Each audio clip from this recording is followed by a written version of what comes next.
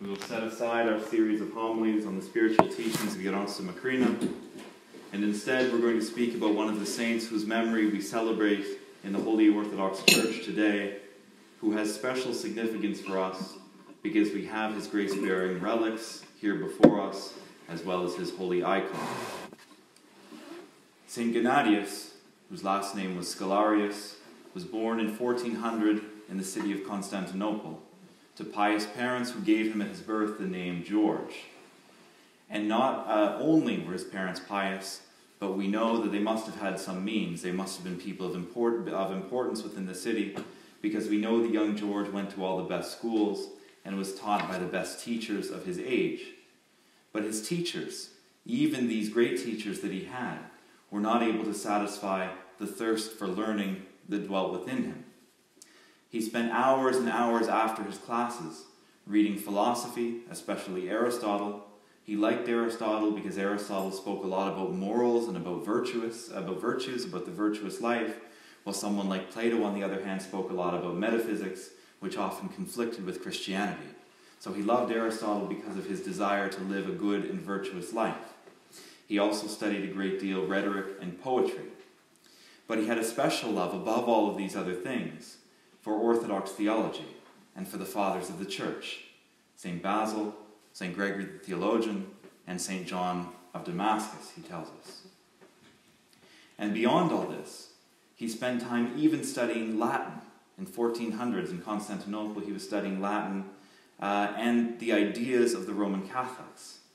Not because he thought these ideas to be true, but this was an age where there was still serious discussion about the possibility of Catholicism rejoining the Church.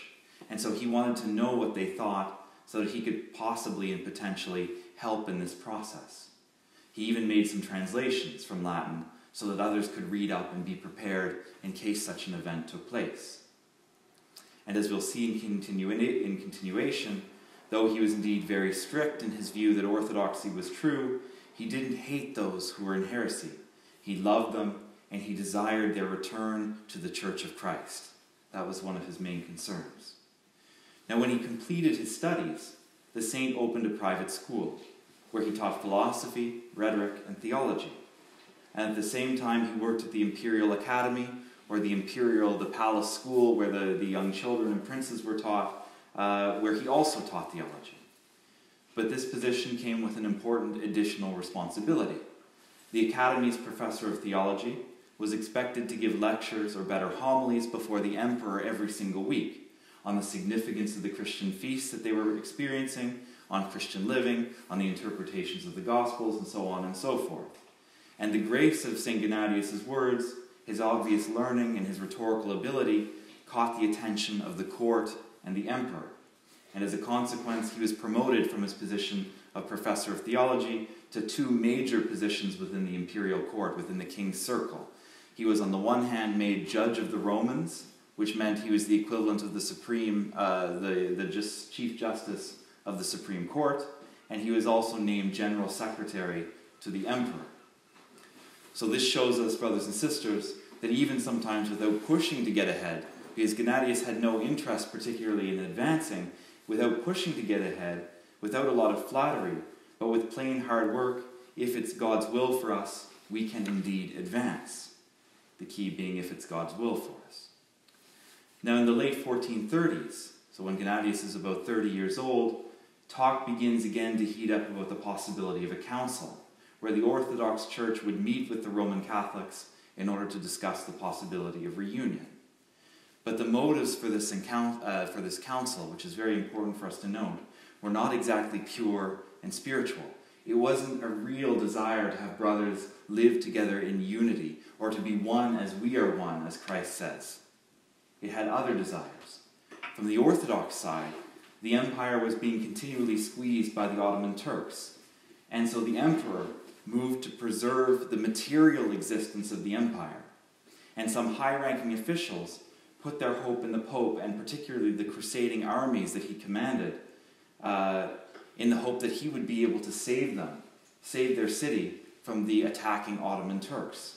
So that was the bad Orthodox motivation. They cared more about the preservation of the city than the preservation of their souls. The Pope, on the other hand, smell blood in the circumstance. He knew that there was weakness in Constantinople and, in fact, desperation. And so rather than acting in a brotherly manner and helping the Orthodox out of pure love, he decided not to change his views on the nature of the church and the nature of his own authority, but instead purely saw this as an opportunity to bring the Orthodox Church into subjection, to make it a part of his papal church.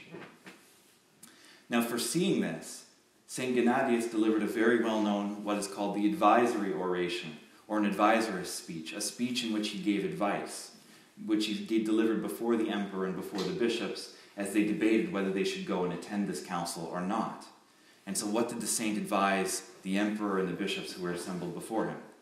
He said, if there is any chance that this is going to be a true council, where theology will be discussed truly and where Orthodox teaching will prevail in the end, he said, then send a full delegation.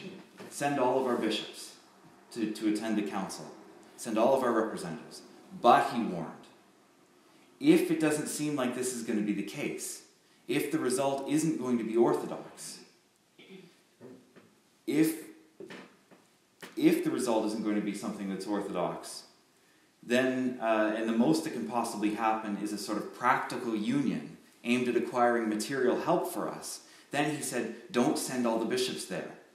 Just send a few advisors, send a few lay officials, in order that whatever is agreed upon there doesn't end up becoming interpreted as a decision of the church and as a council.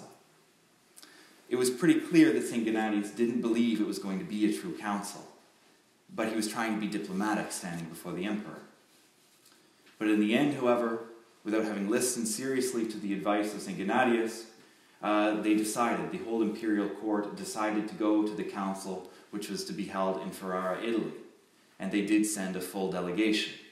Representatives from the patriarchates of Constantinople, Alexandria, Antioch, and the Church of Russia.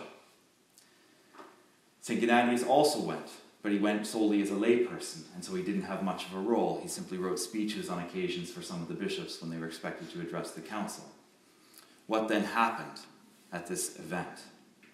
The Pope, in the end, conceded absolutely nothing, but rather he insisted that if the Orthodox wanted any help in their trouble at all, they would have to, on the first hand, adopt all of his teachings part and parcel, and second, they would have to begin commemorating his name at the liturgy. So what does it mean to commemorate liturgy? When we commemorate the bishop for our Metropolitan Tikhon and our Archbishop Irenee, we mention all throughout our services the name of our bishop to demonstrate our spiritual connection to him and that he is our spiritual authority.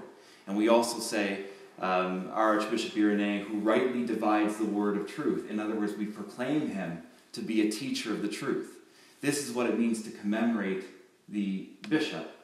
So the Pope had as one of his concessions, not only were the Orthodox to abandon their theology and adopt his, they were also to begin commemorating him in the Divine Liturgy and acknowledging him to be their supreme spiritual authority and to be the one who rightly proclaims the word of truth. In other words, this council was going to mean full subjection of the Orthodox Church to the papacy. Now, sadly, most of the Orthodox delegation, fearing for their lives and for the city, gave in. Most of the delegation that went to this council betrayed their faith. They betrayed the faith of the apostles, they betrayed the faith of Christ, and they signed the declaration the Pope asked of them. But when it came time to sign the union, however, there were a handful that resisted. First, St. Mark of Ephesus. He remained at the council, speaking against the decision continually, and he resisted until the very end. And when they served the liturgy together at the end of the council, he refused to participate. He refused to wear vestments and refused to come in. There were also 3 lay people who fled in order not to sign because they didn't want to be guilty of having betrayed Christ. Who were they? Prince Demetrius Palaiologos, the brother of the emperor, the philosopher George Plethon, and George Scholarios, judge of the Romans and general secretary to the emperor, our saint, as a layperson, fled the council so as not to have to sign the decree which would betray Orthodoxy and turn the Orthodox Church into a papal church. Now, returning from the council, or better, from the pseudo or robber council, our tradition calls councils that don't produce orthodox decisions pseudo or robber councils. Returning from this robber council in 1439, the next task became informing the faithful of what had happened and teaching them so that they did not fall together with their representatives. And this is where Gennadios' star begins to rise. For the first period, he retains his positions at court with the emperor, and he helps influence the emperor not to proceed with the application of the union on the church. The emperor, in fact, as we know, repented to some extent of what he'd done at the council when he returned and saw the reaction of his people and the faithful. And so the emperor was sort of on the fence about whether he would ever actually apply it in practice. And so Gennadios stayed very close to him in order to keep him from applying the union and forcing it on the church in practice. Then in 1444, around the time of the repose of St. Mark of Ephesus, up to this point St. Mark of Ephesus has been leading the teaching of the people back in Greece. St. Mark appoints St. Gennadios his successor in the anti-union cause. The Pope around this time was becoming sort of impatient with the fact that the union had not yet been imposed, and so he sends at this period Cardinal Lepaci, a very, very important Italian theologian. He sends him to Constantinople in order to try to push the Orthodox into finally applying what they had agreed upon at Florence. St. Gennadios ends up debating Cardinal Lepaci publicly, and by all of historical accounts, whether Western or Eastern, absolutely destroys him. Leaves Lepaci with no arguments left at all. Absolutely took him to pieces. Now, for the next few years, things then, as one might expect, go relatively well for Orthodoxy under the saint's leadership. The number of unionists and their influence continually shrinks, to the point that the unionist Patriarch Gregory III even flees Constantinople to go and become part of the papal court. He says he just can't take it in Constantinople anymore. He wants to go and be part of the papal church, so he leaves.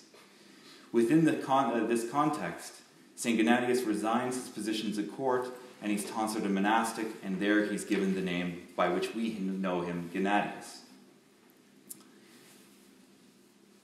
And because there was no Patriarch of Constantinople, because as we said, the Patriarch, the Latin-minded Patriarch had fled and left in order to be with the Pope, Gennadios then became the chief administrator of the church during this period. Even though he was only a monk at this stage, he sort of oversaw the practical administration of the church, whose main bishopric was widowed at this stage.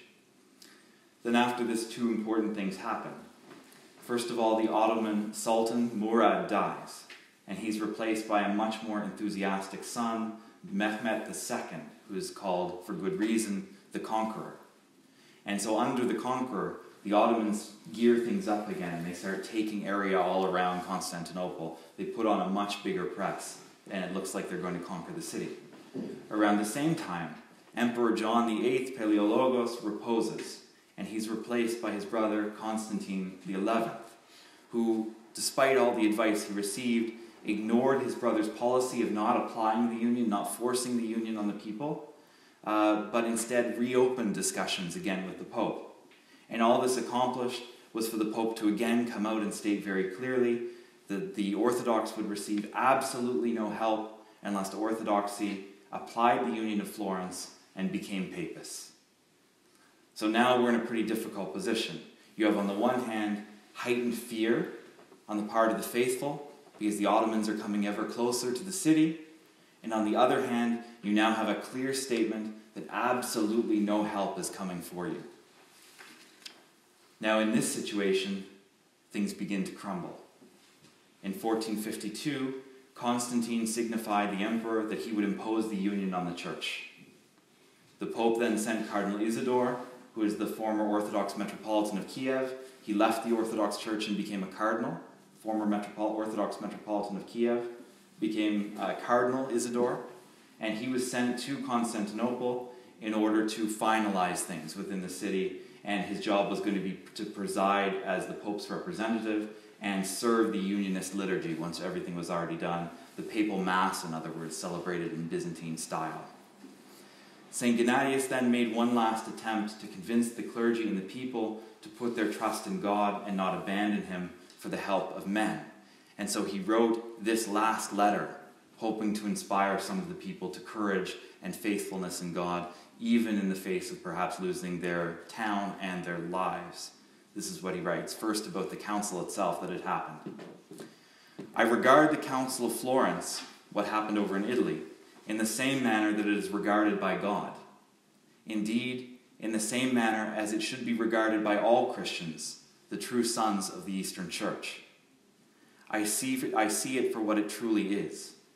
To put this very clearly, humbly following the opinion of the Holy Fathers and my own conscience, I consider that council which took place to be a pseudo-council, not a true council. Just like the council convened under Constantius, which repudiated, or so he thought, the term homoousios. There were fake councils after the Arian period that sought to restore Arianism.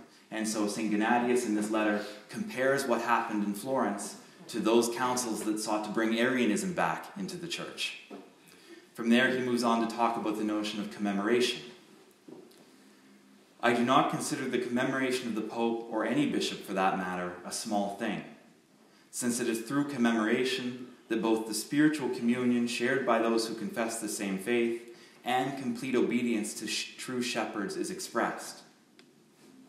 This being the case, the councils and the fathers have decreed that we ought to avoid communion with those whose mindset differs from our own. We shouldn't commemorate people who believe different things. While the Lord himself says of the faithful that a stranger they will not follow, but they will flee from him, for they know not the voice of a stranger. May I not then, he says, be found guilty of having rendered my church, the Holy Mother of the Orthodox, heretical by accepting the commemoration of the Pope while he yet persists in confessing and believing those things which caused our church to cast him out. So he's not against union. As strict as he is in this moment, he's only against it insofar as the Pope does not relinquish his wrong beliefs. May I not be found guilty of having rendered my church, the Holy Mother of the Orthodox, heretical by accepting the commemoration of the Pope while he yet persists in confessing and believing those things which caused our church to cast him out. If anyone at this time confesses that the Pope rightly divides the word of truth, he confesses his own forefathers to be heretics because they believe completely different things. But this time, the saint's words had little effect. And so the saint, recognizing that his words were falling on deaf ears, shut himself up within his monastic cell and gave himself over in this last period to prayer and prayer alone. But in the end, they imposed the union. Cardinal Isidore served the liturgy in Hagia Sophia, commemorating the name of the Pope, Eugenius IV, and effectively he tore the Church of Constantinople from the bosom of the Orthodox Church. This, however, was all to be undone by the hand of God. God intervened very quickly after this happened.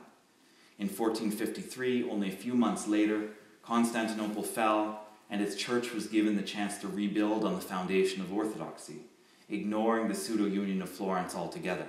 Because it was conquered, it gave it the chance to ignore that bad event that had happened, and it went back to becoming Orthodox again. And what happened to our saint during this period?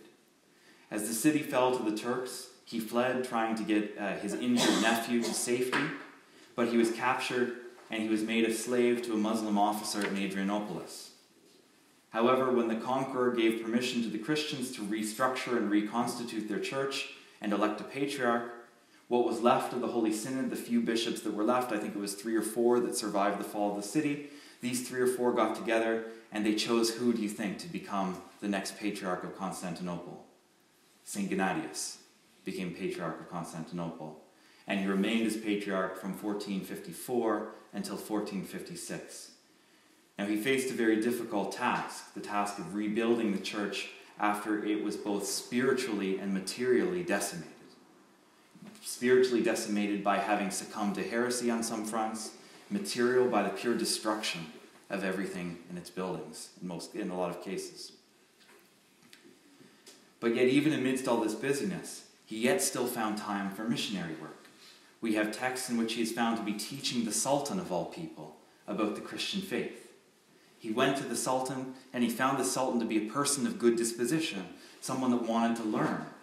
And so we have all these dialogues where he went to the Sultan, and the Sultan is hearing the Patriarch preach Christianity to him, while the Pope wouldn't hear it. The Orthodox Church went, and the Pope wouldn't hear Orthodoxy. Here's this Muslim emperor, and this Muslim emperor is listening and having audiences with St.Gennadios, hearing him preach about the truth of Christ.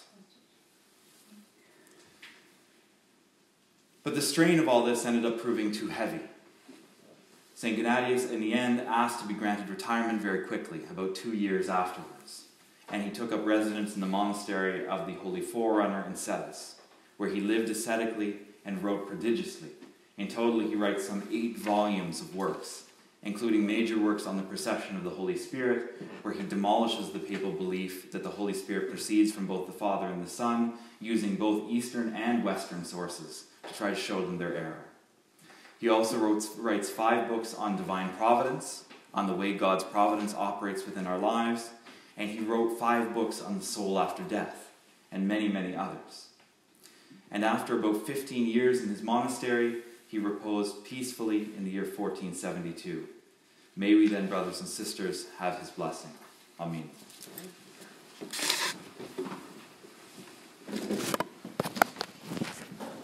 We will set aside our series of homilies on the spiritual teachings of Gerasima Macrina, and instead we're going to speak about one of the saints whose memory we celebrate in the Holy Orthodox Church today, who has special significance for us because we have his grace-bearing relics here before us, as well as his holy icon.